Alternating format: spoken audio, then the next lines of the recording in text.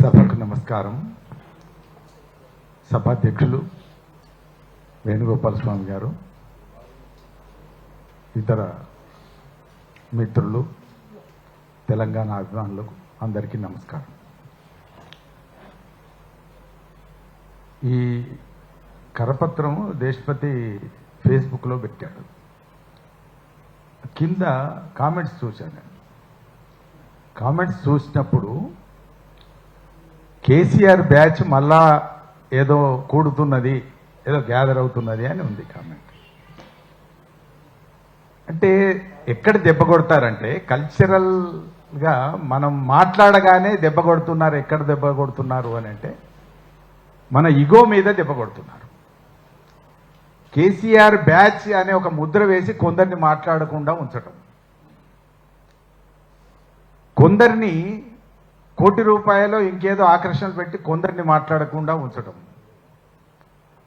కొందరిని నామినేటెడ్ పోస్టులు ఇచ్చే లిస్టులో పెట్టి వాళ్ళని ఆపడం, ఇట్లా రకరకాల సెక్షన్స్ అందరినీ కూడా ఆపుకుంటూ లేదా దెబ్బ కొట్టుకుంటూ క్రమక్రమంగా మళ్ళీ తిరిగి ఒక ఇందాక మిత్రులు చెప్పినట్టుగా శ్రీశైల్ రెడ్డి కూడా చెప్పాడు, మళ్ళీ తిరిగి కనకదుర్గ గారు కూడా చెప్పారు, ఈ ఆంధ్రప్రదేశ్ అనే దాన్ని పునరుద్ధరించేటటువంటి ఒక ప్రయత్నం మాత్రం జరుగుతున్నది అనేటువంటిది మనం అర్థం చేసుకోవాలి. బేసికల్గా అది దీని వెనక తప్పనిసరిగా ఐడియాలజీ ఉంది, అట్లాగే కాన్స్పిరసీ కూడా ఉన్నది. సీతారామరావు గారు చెప్పినట్టు ఎఫర్ట్స్ కూడా ఉన్నాయి. దానికి సాక్ష్యం ఇంకొకటి నాకేమనిపించిందంటే, తెలంగాణ జాగీర్ కాదని రాసిన వ్యాసంలో రాధాకృష్ణ కొత్త పలుకులో ఇప్పుడిప్పుడే తెలంగాణ ఆంధ్ర అనే భావన మర్చిపోయి అందరూ ఆనందంగా ఉన్న వేళ అని రాశాడు ఒక వాక్యం.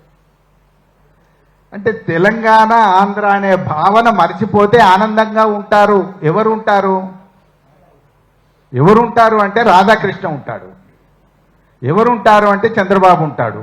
ఎవరుంటారంటే చంద్రబాబు డబ్బులు పంపిస్తే గెలిచినటువంటి రేవంత్ రెడ్డి ఉంటాడు.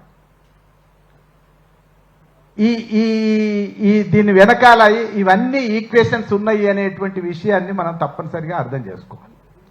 అంటే ఇది రాజకీయంగా కనబడుతుంది, కానీ అస్తిత్వం మీద పడుతున్నటువంటి దెబ్బ దేని మీద ఉన్నది? దీని రూట్ కాదు, జాగీర్ కాదు అనేదేమో రాజకీయ వ్యాఖ్య. దాంట్లో లోపలిగా ఇన్నర్గా ఉన్నదేమో తెలంగాణ ఆంధ్ర భావన మర్చిపోయి ఇప్పుడిప్పుడే కుదురుకుంటున్న వేళ ఈ మళ్ళీ ఒకటి లేపారు. గుర్తుపెట్టుకోవాలి, రాధాకృష్ణ కానీ లేదా సమైక్యవాదులు కానీ లేదా ఆంధ్రప్రదేశ్ వాదులు కానీ ఎవరైనా కూడా గుర్తుపెట్టుకోవాలి ఏమంటే, తెలంగాణ ఆంధ్ర భావన అనేది ఎప్పుడు కూడా సమసిపోయేటటువంటి అవకాశం లేదు. దానికి ఒక పెద్ద చరిత్ర ఉన్నది. అది ఎప్పుడు అనుకుంటే అప్పుడు పునరుత్థానమయ్యేటటువంటి అద్భుతమైనటువంటి శక్తి దానికి ఉన్నది. అది అర్థం చేసుకోక ఇట్లా అంటున్నారు. ఏదో రెండో ఒకసారి మనం మాట్లాడుతూ ఉంటున్నాము, ఇప్పుడిప్పుడైనా గవర్నమెంట్ ఇప్పుడే వచ్చింది అని అనుకుంటే లోగోలోంచి కాకతీయ తోరణం మాయమవుతుంది. అట్లనే చూస్తుంటాం, పోనీలే ఇప్పుడే ఎందుకు మాట్లాడాలి అని అనుకుంటే తెలంగాణ తల్లి చేతుల్లోంచి బతుకమ్మ మాయమవుతుంటుంది. అట్లనే చూస్తూ ఉంటే మొత్తం భారతదేశ పటంలోంచి తెలంగాణ మాయమవుతుంటుంది. ఇది ఇది ఇది ఇది సడన్గా జరిగిందని ఏదో ఇప్పటికిప్పుడు అనుకోకుండా అయిందని అనడానికి లేదు. యాదృచ్ఛికంగా జరిగిన అంశం కాదు. ఇది చాలా జాగ్రత్తగా క్రమానుగతంగా జరుగుతున్నటువంటి అంశం. ఈ క్రమానుగతంగా జరుగుతున్నటువంటి అంశాలలో సినిమా విషయానికి వస్తే జయసుధ ఇంటర్వ్యూ చూశాను నేను. ఈ అవార్డులు ప్రకటించిన తర్వాత జయసుధ అంటుంది, జయసుధ చైర్మన్గా ఉంది, అదేంటి జ్యూరీ చైర్మన్గా ఉంది. ఆమె ఏమన్నది అనంటే, కళకు ప్రాంతం ఏమిటండి, ప్రాంతం ఉంటుందా అన్నది. కళకు ప్రాంతం ఏమిటండి, ప్రాంతం ఉంటుందా, తెలంగాణ ఆంధ్ర ఉంటుందా అని అంటే, ఈ రాధాకృష్ణ రాసిన దానికి జయసుధ మాట్లాడిన దానికి పొంతన అంటే దగ్గర సామీప్యం ఉన్నట్టే కదా. అంటే కళకు ప్రాంతం ఉండదు, మరి ఏముంటుంది? కళకు ప్రాంతం ఉంటుంది, రాజకీయానికి ప్రాంతం ఉంటుంది, సంస్కృతికి అస్తిత్వానికి ప్రాంతం ఉంటుంది. అసలు ప్రాంతీయ చైతన్యంతోనే కదా తెలంగాణ రాష్ట్రం సాధించుకున్నది. దాని మీద దెబ్బ కొట్టేటటువంటి ఒక ప్రయత్నం ఇప్పుడు జరుగుతుంది. అది రకరకాల రూపాల్లో ఉన్నది. అందుకని శ్రీనివాసును ముందు మాట్లాడమన్నది అందుకే. కళకు ప్రాంతీయత ఉంటుందా, ప్రాంతం ఉంటుందా అనంటే, ప్రాంతం లేకపోతే ఆ జీవితం ఉండదు, ఆ జీవితం లేకపోతే ఆ అస్తిత్వం ఉండదు, ఆ అస్తిత్వం లేకపోతే ఈ పోరాటం కూడా ఉండదు. కాబట్టి ఖచ్చితంగా మనం అర్థం చేసుకోవాల్సింది ఏంటిది అని అంటే ఇవన్నీ గుదిగుచ్చి మనం ఒకసారి పరిశీలించి చూస్తే ఇవన్నీ ఒక ఉద్దేశపూర్వకంగా ఒక దీర్ఘకాలికమైనటువంటి వ్యూహంలో భాగంగా జరుగుతున్నాయనేటువంటిది నాకు అర్థమైంది. అయినా ఎందుకు మాట్లాడతలేమంటే ఇవన్నీ జరిగినా కూడా మాట్లాడడానికి వెనక ముందు ఆడడం, నేను చివరిదాకా మాట్లాడకుండా ఆగడంలో కూడా ఉద్దేశం అది. నిజానికి ఇది ఎందుకు ఇట్లా మొదలైంది అని చూసినప్పుడు ఈ కేసీఆర్ బ్యాచో దొరవారి బ్యాచో ఈ పేర్లందరిని పెట్టి కొంతమంది నోళ్లు మూయించేటటువంటి పని ఎవరు మొదట చేశారని చూస్తే వీళ్ళు కూడా ఆంధ్ర నుంచి వచ్చిన సెటిలర్సే ప్రధానంగా దీంట్లో ఉన్నారు అనేటువంటిది నాకు అర్థమైంది. అది కూడా ఎప్పటి నుంచి రెండోసారి గెలిచిన తర్వాత నుంచి చాలా బలంగా వ్యూహాత్మకంగా గ్రూప్గా పనిచేసినటువంటి స్థితి కూడా మనం గమనించవచ్చు. ఇక్కడ మనం అర్థం చేసుకోవాల్సింది ఏంటంటే సినిమా నుంచి కావచ్చు, లేదా సాహిత్య రంగం నుంచి కావచ్చు, లేకపోతే సాంస్కృతిక రంగం నుంచి కావచ్చు, ఈ అన్ని రంగాల నుంచి కలిసికట్టుగా కావచ్చు, ఇలాంటి ఒక వాతావరణం ఏర్పడడానికి తప్పనిసరిగా రెండవసారి ఎన్నికైన తర్వాత కేసీఆర్ కూడా కొంత దోహదం చేసినాడని నేను అనుకుంటున్నాను. ఇది నా వ్యక్తిగత అభిప్రాయమే. తెలంగాణ అనేటువంటి ఒక పదంతోని సుదీర్ఘకాలం కొట్లాడి రాష్ట్రం సాధించినటువంటి ఒక అస్తిత్వ చైతన్యం ఉన్నటువంటి వ్యక్తి ఏమీ ఆలోచించకుండా ఏదైతే బలమో మన రాజకీయానికి, మన ఉద్యమానికి, మన సంస్కృతికి, అస్తిత్వానికి బలమైంది తెలంగాణ. ఆ తెలంగాణ అనేది పార్టీ పేరులోంచి తొలగిస్తే మనం ఎవరం మాట్లాడకపోతే ఎట్లా?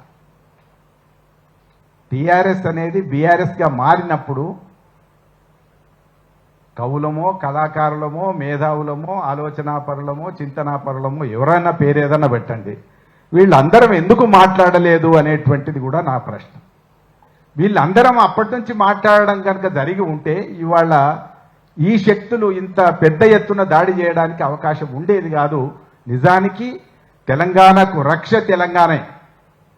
తెలంగాణ ఎవరి జాగీర్ కాదు, తెలంగాణ ఏ పార్టీ జాగీర్ కాదు, తెలంగాణ ప్రజల జాగీరు, తెలంగాణ ఉద్యమం యొక్క జాగీరు, తెలంగాణ సాంస్కృతిక అస్తిత్వానికి సంబంధించిన జాగీరు, ఇది ప్రజల జాగీరు.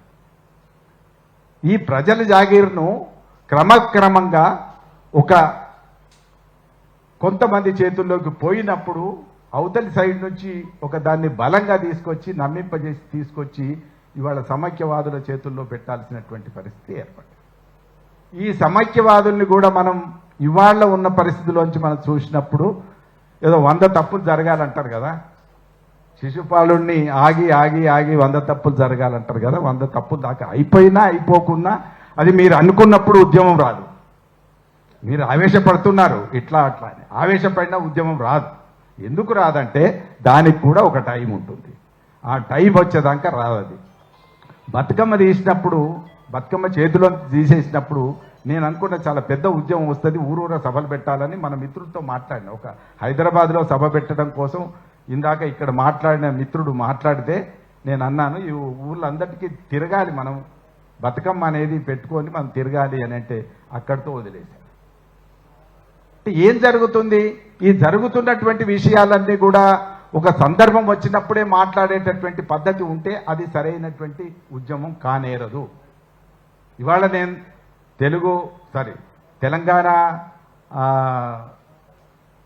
మన సంస్థ పేరు వికాస్ సమితి, సడన్గా అదే గుర్తురాదు. ఎందుకంటే తెలంగాణ వికాస్ సమితి కూడా నేను చాలా రోజుల తర్వాత వచ్చిన, అందువల్ల కూడా చెప్తున్నాను. నేను తెలంగాణ వికాస్ సమితి వేదిక మీద మాట్లాడడానికి కూడా నేను ఇష్టపడలేదు. ఇవాళ వచ్చిన తెలంగాణ వికాస్ సమితి అనేటువంటిది అది చేయాల్సినటువంటి చాలా బృహత్తరమైనటువంటి పాత్రను పోషించలేదని నేను అనుకుంటున్నాను. దీని ఫార్మేషన్లో వ్యవస్థాపకుల్లో నేను కూడా ఒకటి, కానీ నేను క్రమక్రమంగా దూరంగా ఓడిపోయాను.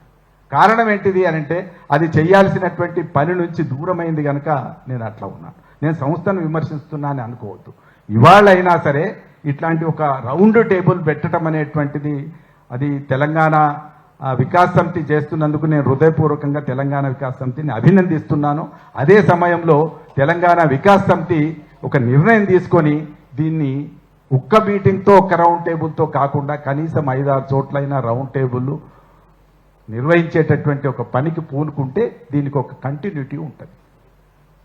అట్లనే ఎట్లాగో ఇందాక వచ్చినాం కాబట్టి వాళ్ళ కేంద్ర ప్రభుత్వం కూడా రాష్ట్ర ప్రభుత్వంతో కలిసిందనే చర్చ కూడా ఇక్కడ మనకు చాలామంది మిత్రులు మాట్లాడారు. ఆ మాట్లాడిన దాంట్లో ఇవాళ మనం చాలా స్పష్టంగా చూస్తుంటే హిందీ అనేటువంటి దాన్ని కూడా చాలా జాగ్రత్తగా తీసుకొస్తున్నాం, బాహాటంగా జాగ్రత్తగా అన్నది ప్రణాళికాబద్ధంగానే. ఇవాళ్ళనే మీరు పేపర్ తీస్తే పవన్ కళ్యాణ్ అనేట ఆయన వచ్చి ఇక్కడ ఏమన్నాడు అని అంటే, తెలుగు మాతృభాష అమ్మ అయితే, తెలుగు అమ్మ అయితే హిందీ పెద్దమ్మ అన్నాడు, ఇంగ్లీష్ పెద్దమ్మ అని అనుకుంటే, ఒకటి నేను స్పష్టంగా అడగదలుచుకున్నా, 2000 సంవత్సరాల చరిత్ర కలిగినటువంటి భాష తెలుగు భాష. కేవలం 700 సంవత్సరాల చరిత్ర కలిగింది హిందీ భాష. ముందు పుట్టింది పెద్దమ్మ అవుతుందా, తర్వాత పుట్టింది పెద్దమ్మ అవుతుందా? కనీసం వయసు రీత్యా చూసైనా కూడా మాట్లాడవలసినటువంటి ఒక సందర్భం ఉంటే, పవన్ కళ్యాణ్ లాంటి వాళ్ళు కేవలం రాజకీయ సమీకరణాల్లోంచి వాళ్ళు భాషను రుద్దేటటువంటి ప్రయత్నం, ఒక తెలుగువాడయ్యి ఉండి పెద్దమ్మని అనడానికి కనీసం చరిత్ర అన్న తెలుసుకోవాల్సినటువంటి అవసరం ఉంది. 2000 సంవత్సరాల చరిత్ర తెలుగు భాష. ఇవాళ తెలుగు భాషకి ప్రాచీన భాషా హోదా కూడా ఉన్నది, హిందీ భాషకు లేదు, ఉండడానికి దానికి వయసు లేదు. ఆ వయసు లేనటువంటి భాషను తీసుకొచ్చి పెద్దమ్మ అంటే మనం అందరం కూడా ఊరుకోవాల్సినటువంటి పరిస్థితి దొంగతనంగా. కాబట్టి ఇవాళ ఈ అన్ని విషయాలన్నీ, పైగా ఆయన ఏమంటాడంటే, మీరు ఉర్దూను ఆహ్వానించారు, పర్షియన్ ఆహ్వానించారు, వీటన్నిటినీ ఆమోదించిన తర్వాత దీన్ని ఎందుకు ఆమోదించరు అనే ప్రశ్న కూడా వేసి, అంటే ఈ మాట ఎందుకు తీసుకొస్తున్నా అంటే దీని వెనక కూడా పెద్ద కుట్ర ఉన్నది అనేటువంటి విషయాన్ని కూడా మనం చెప్పాలి. ఎటొచ్చి ఇవాళ హిందీ పేరుతోని తెలుగు భాష మీద, తెలంగాణ మీద కుట్ర జరుగుతుంది, అది కేంద్ర ప్రభుత్వం నుంచి కూడా దీనికి తోడ్పాటు ఉంది అనేటువంటి దానికి బీజేపీ అధ్యక్షుడు తెలుగుదేశంకి సంబంధించిన ఒక యువ నాయకుడికి ఇచ్చిన భారతీయ చిత్రపటమే కారణం. అలాంటి దశలోనే ఎక్కడ ఏది జరిగినా మళ్ళీ ఆయన వచ్చి, ఇందాక మిత్రులు ఎవరో చెప్పారు, మీరు ఆ మీడియా మీద చేస్తే మేము ఈ మీడియా మీద చేస్తాము అని చెప్పడం కూడా అట్లాంటిది.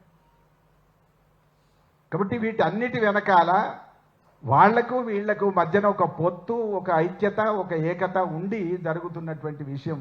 కాబట్టి ఇది తెలుగు భాష మీద దాడి, అదే సమయంలో తెలంగాణ అస్తిత్వం మీద కూడా దాడి అనేటువంటిది కూడా మనం అర్థం చేసుకోవాల్సి ఉంది. ఎందుకంటే మోడీ 2 సార్లు వీడికి వచ్చినప్పుడు ఆయన కూడా డిఫరెంట్గా మాట్లాడి తెలంగాణ రాష్ట్ర ఆవిర్భావాన్నే ఒప్పుకోని సందర్భాలు మనం మాటల్లో చూసాము, ఆ ప్రసంగాల్లో చూసాం. ఏంటిది ఆయన భ్రూణ హత్య, ఏమన్నాడు, తల్లిని చంపి పిల్లని తీసిండు అని అన్నాడు. అది ఆ మాట మాట్లాడిండు అంటే మోడీ దగ్గర నుంచి, చంద్రబాబు దగ్గర నుంచి, రేవంత్ రెడ్డి దాకా, పవన్ కళ్యాణ్ దాకా వీళ్ళందరి మధ్యన ఒక ఏకసూత్రత ఉంది. తిరిగి ఈ రాష్ట్రాన్ని, తెలంగాణ రాష్ట్రాన్ని తిరిగి ఆంధ్రప్రదేశ్గా మార్చేటటువంటి ఒక కుట్ర ఉన్నది. కాబట్టి మనం చాలా జాగ్రత్తగా దీన్ని అర్థం చేసుకొని, ఈ తప్పులైతే ఇందాక దేశపతి వరుసపెట్టి చెప్పుకుంటూ వచ్చాడు. ఎన్ని జరిగినాయి లోగా నుంచి మొదలు పెడితే ఇవాళ దాకా చాలా విషయాల్లో ఈ పాఠం పోయేదాకా, అది టెక్స్ట్ బుక్లోంచి పాఠం తీసేదాకా చాలా అంశాల్లో జరిగినాయి. ఈ అన్ని అంశాలని కూడా మనం చాలా జాగ్రత్తగా, కూలంకషంగా చర్చించాల్సినటువంటి అవసరం ఉంది. వీటన్నిటిని ముందు ప్రజల్లోకి తీసుకెళ్లాల్సినటువంటి అవసరం కూడా ఉన్నది, ఒక చైతన్యపరచాల్సినటువంటి అవసరం ఉన్నది. ఇదే సమయంలో ఆ తెలంగాణకు సంబంధించినటువంటి ఈ మనం వెనకగా పోయినటువంటి దశ ఎక్కడి నుంచి మొదలైంది అనేది కూడా సందర్భానుకూలంగా మనం చెప్పాల్సినటువంటి అవసరం కూడా ఉంటుంది. కాబట్టి ఈ నేపథ్యంలో మీ అందరితోని నా రిక్వెస్ట్ ఏంటంటే, తెలంగాణ సోయి అది నిరంతరం కాపాడుతూ ఉండాలి, నిరంతరం అది జ్వాలలాగా వెలుగుతూ ఉండాలి, అంతే, ఒక దీపంలాగానైనా వెలుగుతూ ఉండాలి. అట్లా కాకుండా దాన్ని ఆర్పేస్తేది మనమే, వెలిగించేది మనమే, జ్వాలగా మార్చేది మనమే అయితే తప్పు. కాబట్టి ఆర్పేసే క్రమం ఎవరు చేసినా మనం మాట్లాడాలి, అది నేను కోరుకుంటున్నా. అది రేవంత్ రెడ్డి చేసినా, అంతకుముందు వాళ్ళు చేసినా, ఇంకెవరైనా చేసినా తెలంగాణ అస్తిత్వానికి ప్రమాదం ఏర్పడుతున్న ప్రతి సన్నివేశాన్ని మనం ప్రశ్నించాలి అని చెప్తూ ఇలాంటి ఒక సదస్సు నిర్వహించినందుకు